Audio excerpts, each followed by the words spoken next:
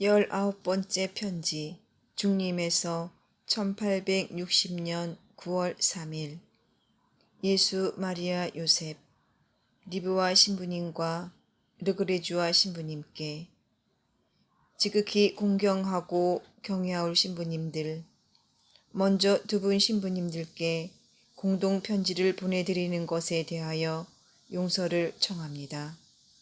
이 작은 편지를 두 분께뿐 아니라 모든 경외하올 신부님들께 이렇게 한꺼번에 보내드릴 수밖에 없는 절박한 처지에 놓여 있습니다. 저는 박해의 폭풍을 피해 조선의 맨 구석 한 모퉁이에 갇혀서 교우들과 아무런 연락을 못하고 있습니다. 벌써 여러 달 전부터 주교님과 다른 선교사 신부님들과도 소식이 끊겨져 그분들이 아직 살아계신지 어떤지조차도 모릅니다. 이 편지도 중국에까지 전달될 수 있을는지도 의심됩니다. 그 박해의 발단이 어떻게 시작되었는지 알 수 없으며 끝날 기미가 아직은 보이지 않습니다. 지금까지는 체포된 신자들은 많지 않고 감금된 여인들도 거의 없습니다. 포졸들이 사방으로 파견되어 선교사 신부님들의 흔적을 추적하고 있습니다. 저의 관할 구역에서 17명의 신자들이 체포되었는데 남자가 14명이고 여자가 3명이라는 소식을 저에게 알려왔습니다. 그 밖의 교우들도 특히 이 도의 신자들은 거의 모두 다 자기 마을에서 쫓겨났고 집과 전답과 생활 필수품을 전부 빼앗겼습니다. 그래서 도움을 받을 데도 없고 몸부쳐 지낼 곳도 없이 극도로 처참하게 떠돌아다니고 있습니다. 교우들이 잡혀 감옥으로 끌려간 마을에서는 포졸들이 모든 것을 약탈하고 불질러 버렸습니다. 천주교 신자인 친척이나 천주교 신자인 친구들을 피신시켜 주었던 외교인들도 천주교 신자와 같은 운명을 당한 이들이 많습니다. 그래서 전국 방방곡곡의 주민들은 같은 고장에서 이웃으로 함께 사는 천주교 신자들 때문에 피해를 입지 않으려고 대책을 세웠습니다. 즉 천주교 신자들이 마을에서 발을 붙이지 못하도록 몰아내기로 결의한 것입니다. 전국적으로 천주교 신자들이 대단히 많다고 추정되고 있습니다. 그래서 조정에서는 천주교 신자들을 모조리 잡아서 감옥에 가둬둘 수도 없고 일일이 모두 다 재판에 회부할 수도 없다고 판단한 모양입니다. 그래서 깊은 산 골짜기마다 꼭꼭 숨어 사는 천주교 신자를 몽땅 체포할 뜻은 없어 보입니다.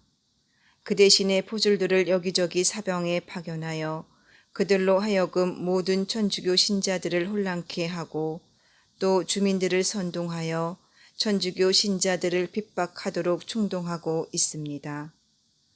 이러한 박해 방법이 우리들에게는 훨씬 더 가혹하고 훨씬 더 치명적입니다.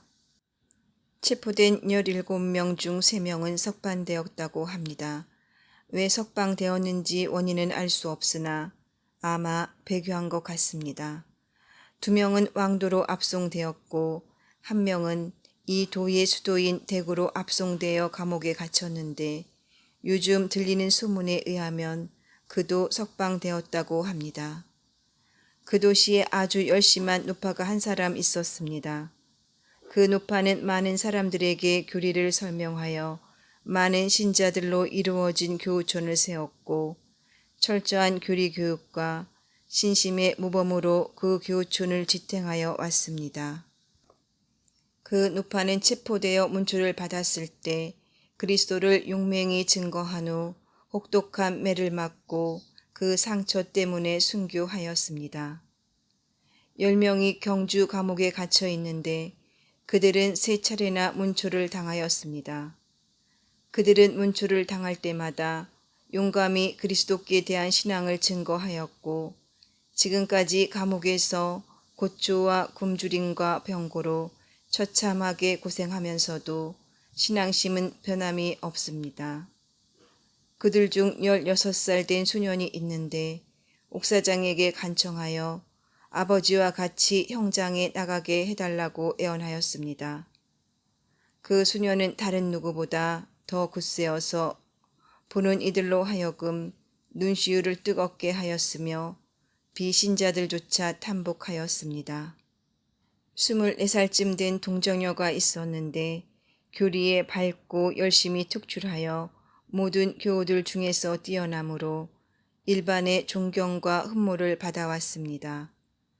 항상 마음으로 하나님을 위하여 순교하기를 원하고 감옥에 끌려가기를 간절히 자청하였습니다.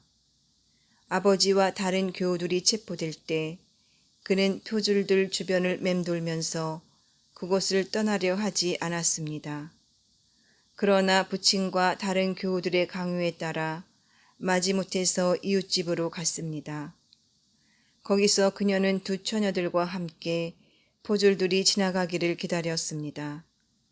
이 두 처녀는 하나는 17살이고 하나는 18살이었는데 이 동정녀가 선생처럼 교리를 가르치고 신앙생활을 지도하던 처녀들이었습니다.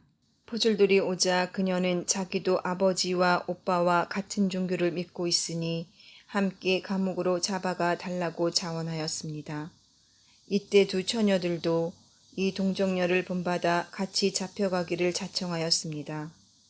포졸들이 세 처녀의 엄지손가락을 묶어가지고 끌고 갔습니다. 그러나 여인들을 체포하라는 명령이 없었으므로 포졸들은 그 처녀들을 강가로 데려가지 않고 농락하거나 다른 데 팔아먹으려 하였습니다. 포졸들의 속셈을 알아차린 세 처녀들은 포졸들에게 자기들을 놓아달라고 애걸하였습니다. 하느님께서 포졸들의 짐승 같은 욕정을 진정시키셔서 처녀들은 무사히 풀려났습니다. 그 동정녀의 이름은 아가다였습니다. 아가다는 아버지와 오빠가 감옥에 갇혔기 때문에 돌봐주는 이나 의지할 데가 없어졌습니다. 그래서 숱한 위험을 겪으면서 이리저리 헤매다니다가 결국 저에게로 피신하여 왔습니다. 그녀는 너무나 고생을 많이 하여 탈진한 몸으로 병석에 누워 임종을 맞게 되었습니다. 모든 성사를 신신깊게 받은 아가다는 둘러있던 교우들에게 좋은 표양을 보여주었습니다. 우리가 다 함께 임종경의 마지막 경문을 끝내자 아가다는 숨을 거두었습니다. 박해 전에는 천주교에 대한 인기가 상승하여 사방에서 많은 외교인들 중에서 예비자들이 속출하므로 우리는 큰 위안을 받고 희망에 부풀었습니다. 저의 관할 구역에서만도 세례받을 준비가 된 등록된 예비자가 거의 1000명에 이르렀을 정도입니다. 어떤 마을에서는 주민 전체가 기도 경문과 규리문답을 얼마나 열성적으로 배우는지 서로 경쟁이 되었습니다. 그러나 이번 박해로 인하여 모든 외교인들이 천주교를 박멸하기 위해 무장하게 되었고 마을마다 천주교의 상습적 동조자들을 추방하는 데 전력을 기울이고 있습니다. 천주교의 인기는 뚝 떨어지고 아직 신앙의 뿌리가 깊지 못한 자들은 실망하며 많은 이들이 적어도 겉으로는 냉담자로 보입니다. 오늘까지 굳세고 용맹하게 신앙을 지킨 교우들까지도 생명의 위협을 느껴서 마음이 점점 흔들리기 시작합니다. 특히 나이 어린 젊은 가부나 처녀들은 더욱 큰 위험에 놓여 있습니다. 벌써 한 교우 가부가 의인한테 납치를 당하였습니다. 그리고 남편이 감옥에 갇힌 젊은 부인 1명과 처녀 1명도 납치를 당하였습니다. 그러나 하느님의 도우심으로 그 여자들은 몸의 순결을 보존한 채 풀려났습니다.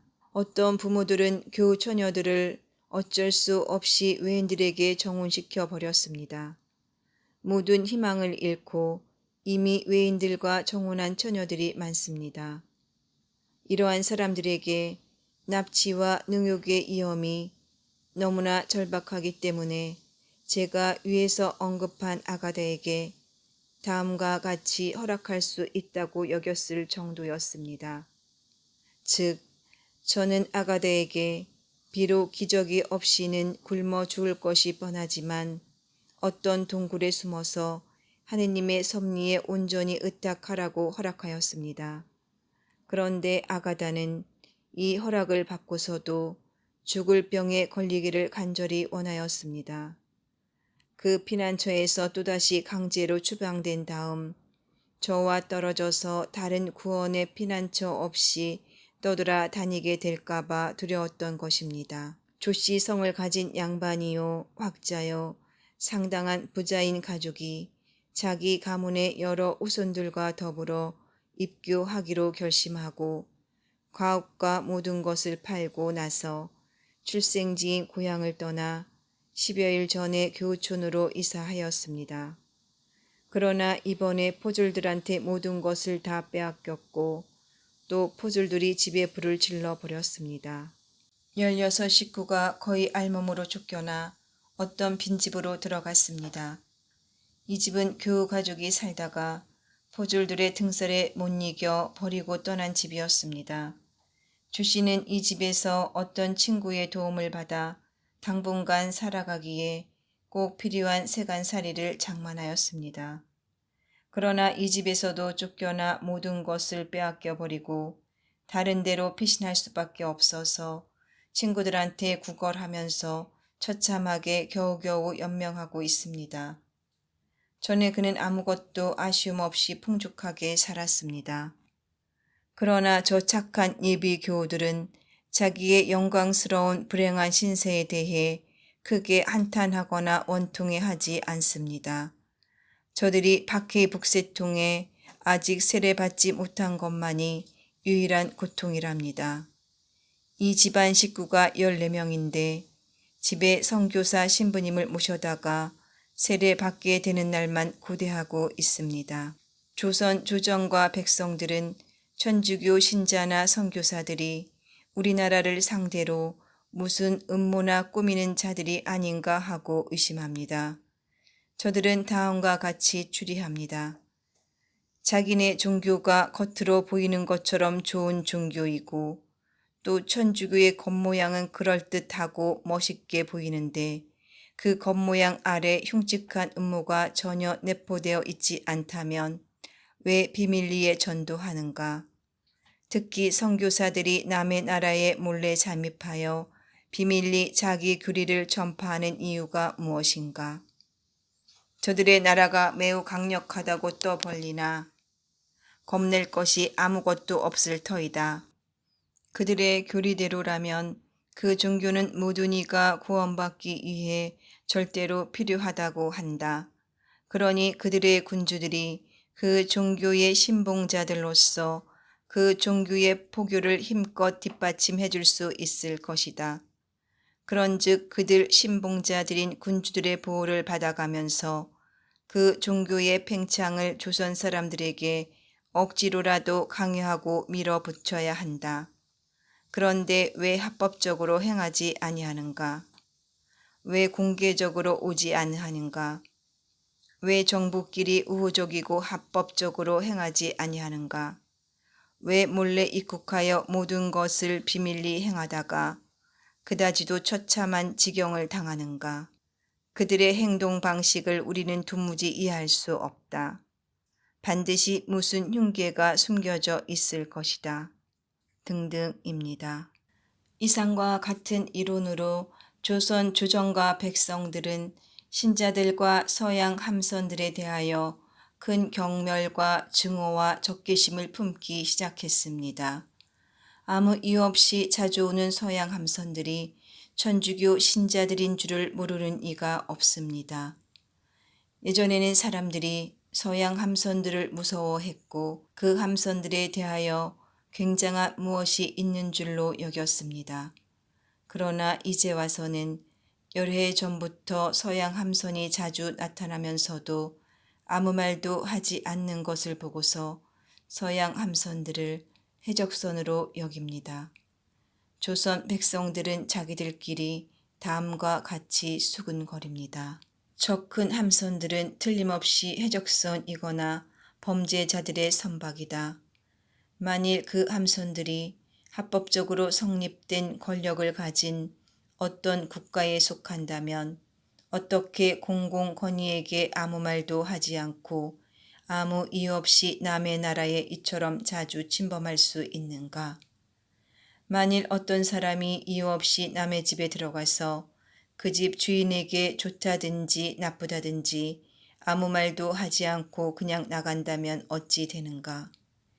예의를 모르는 야만인이거나 강도질을 할 기회를 엿보는 도둑임이 틀림없지 않는가? 모든 이가 일반 서민이거나 시골 농사꾼들까지도 이와 같이 추리하고 이러한 의견에 모두가 동의하고 있습니다.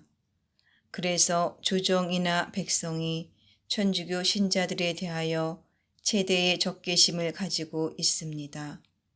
조선 사람들은 2년 안에 프랑스 함선들한테서 아무 일도 일어나지 않으면 천주교 신자들을 끝까지 추적하여 이 나라에서 말살시키겠다고 벼르고 있습니다. 주여, 우리를 불쌍히 여기소서. 불쌍히 여기소서. 당신의 자비를 잊지 마소서. 우리 눈이 모두 당신의 자비에 쏠려 있습니다. 우리의 모든 희망이 당신의 자비 안에 있습니다.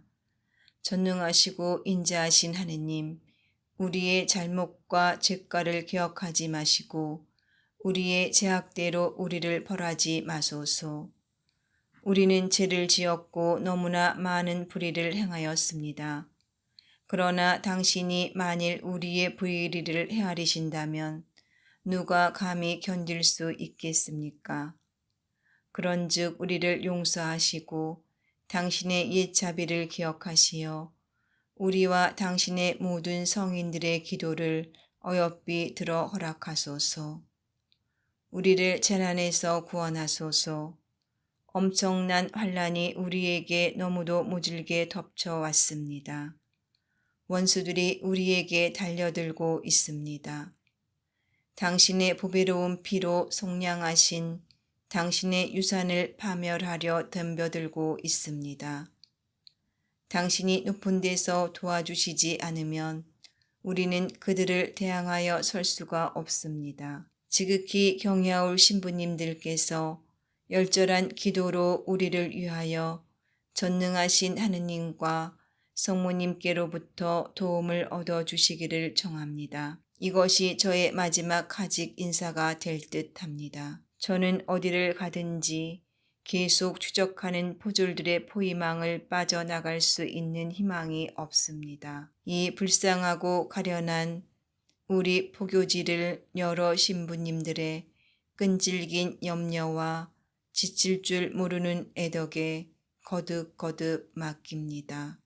금년에 저의 사목 순회 도중 중단된 성무 집행의 연말 보고를 드립니다. 1622명에게 고해 성사를 주었고 어른 203명에게 세례 성사를 집전하였습니다. 신자들이 어른 임종자 13명에게 대세를 주었고 예비자 398명이 등록하였습니다. 지극히 겸손하고 순종하는 종 조선 포교지 탁덕 최 토마스가 울립니다.